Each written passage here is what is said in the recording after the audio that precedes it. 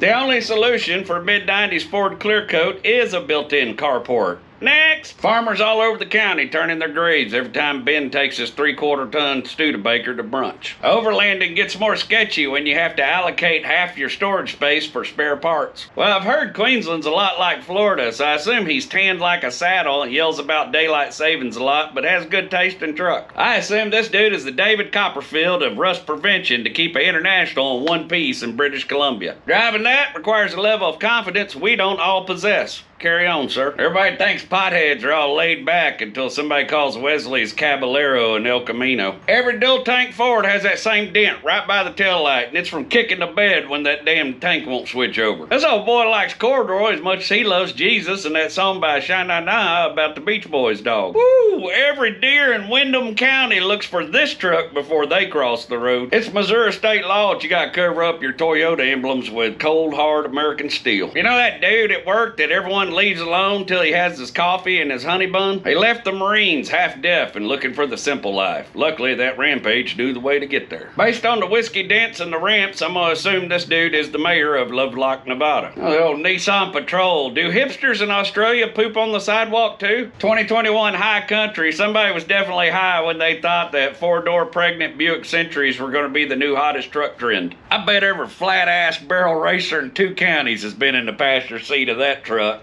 Next! Aside from the shiny pick-me patina, this slant 6 Dodge is perfection right down to that 12-lobe camshaft bull bar.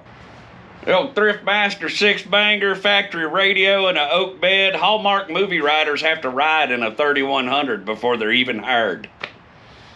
There's 2 kinds of people in the world. Those who look at this dent side and remain unerect, and the rest of us, and we don't know what the hell's wrong with y'all. I love Willis Pickup for 2 reasons. 1, they're badass. 2, I used to work with an old dude who restored them, and he would absolutely lose his shit if somebody pronounced it like Willie's. And I mean full on, because it's a man's name for fuck's sakes, and you just can't change a man's name because you can't talk good. This same man also pronounced Obama as Obama. I have an undeniable soft spot for cab-over pickups, but the spoiler interrupts the lines of this truck like toilet paper on your shoe at a job interview. But that paint scheme is divine. The song Time Bomb by Rancid sounds better in that cab than it does anywhere else in the world. Black coat, white shoes, black hat, Cadillac.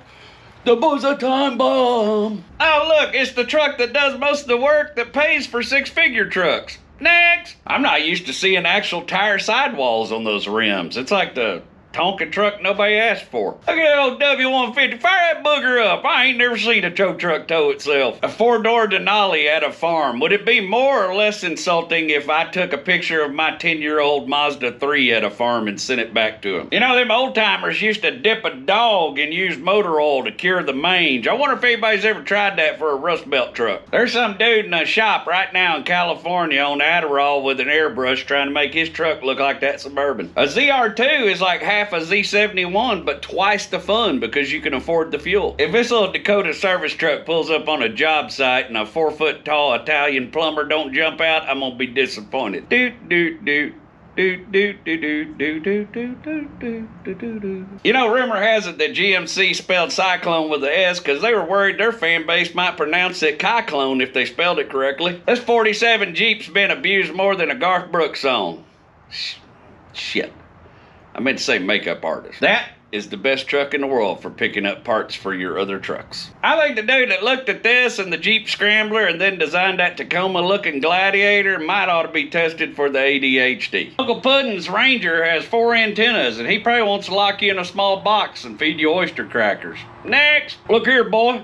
Only Mazdas we allow in Clay County, Alabama is Fords. Every one of these I've seen has been owned by a bald dude and has electrical problems. That is some real niche marketing, Ford. That picture smells like CK1 on a members only jacket. Bubba, you took the wrong end off. All the problems are under that front end. After twin I-beam, there was cross-eyed beam. My Rumblebee does way better burnout since I put them 14s on it. You should get a DUI for even starting this truck up. How many titty bar valets refuse to park the Fordenstein? 3 things you can get in Manitoba are a Slurpee, West Nile, and tetanus from this Dodge. London to a brick, it's a chippy with a wrecked back. That truck is like that girl you grew up with that got attacked by a dog, but she still loves dogs because she's a real one. I'm always fascinated by really, really good photographs of very boring trucks. Legend has it that the little Primer Express was the fastest pickup in all of Tallahassee. I've never been so inclined in my life to stick a penny in the back of a pickup and pull it backwards on the carpet. Still looks better than a Cybertruck. Next! This is why this job is so hard, because somebody sends you their pride and joy, and you still gotta find a way to make fun of it. But not today, Satan. I ain't gonna tell him he's got a vacuum leak and he's gotta spend months studying Da Vinci Code vacuum diagrams to find out where the speed control is. This is the van Sammy Jones was singing about. That girl runs a Waffle House in Tullahoma, Tennessee now. This dude wanted to learn how to work on cars and ruin his credit at the same time. Everyone in Saskatchewan drives a truck that runs almost good enough to leave. Them windshield wipers haven't worked since Monica checked Bill's temperature in the Oval Office, but damn, them wheels look good. Someone's got access to a CNC plasma cutter. Please, Lord, tell me there's a diamond plate mobility scooter that's gonna pop out the back. A cat eye with a mismatched door is usually the best subcontractor on a job site. I don't know why, it's just a rule. Maybe a lawyer at a small firm in town doing mostly probate. The money's good, but damn it, he went to law school to be Alan Shore. There's a 3-month-old bag of deer corn in the toolbox that he keeps threatening to take out to a feeder he never has time to hunt. Everybody sends me their truck and says, "This is the perfect truck," and I keep telling y'all, the perfect truck does not. I'll be damned. I bet this pickup's seen more job sites than any 10 of us put together, but now it's probably owned by a grown man named Dakota or Caden. This 07 24 valve has the finest rust concealment job I've ever seen done. He's country, but he's like cold and salty country.